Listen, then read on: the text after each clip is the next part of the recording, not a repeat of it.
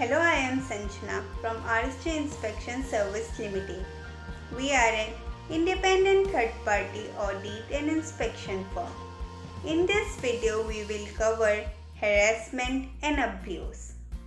The International Labour Organization addresses harassment and abuse within the workplace through its core convention and guidelines, emphasizing the need to eliminate violence, discrimination, and degrading treatment at work. ILO conventions and guidelines addressing harassment and abuse. Firstly, Violence and Harassment Convention 2019. This is the most comprehensive ILO instrument to address workplace violence and harassment. It includes scope, covers all workers regardless of contract type, and extend to work-related activities such as business trip or commuting.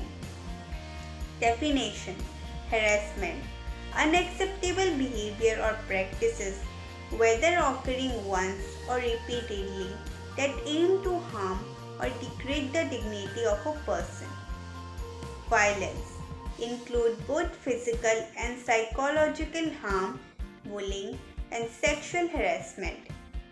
Obligations requires states and employers to adopt law prohibiting workplace violence and harassment, provide protection mechanism for victims, promote awareness training and prevention.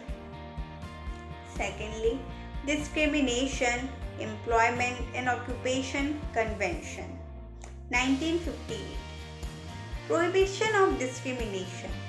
Prevent discrimination in employment based on race, gender, religion, political opinion, or social origin. Connection to harassment.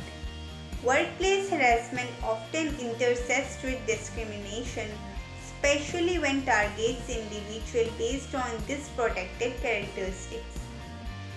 Thirdly, Forced Labor Convention.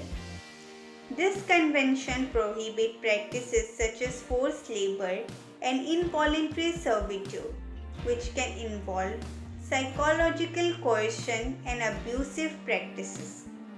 Harassment in forced labor. In such cases, employers may use intimidation, threat, or physical harm to exploit workers.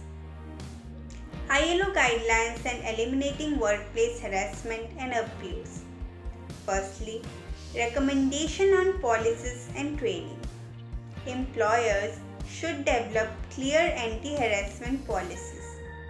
Mandatory training program on dignity at work and appropriate conduct.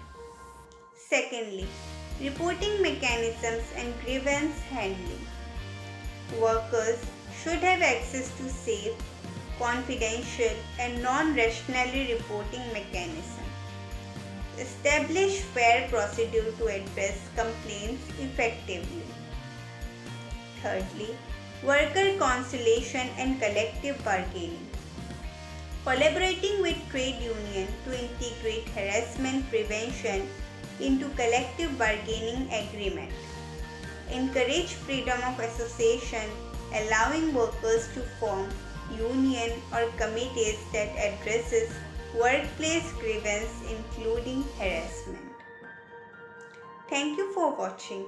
If you have any question regarding this, you can ask your questions in the comment box.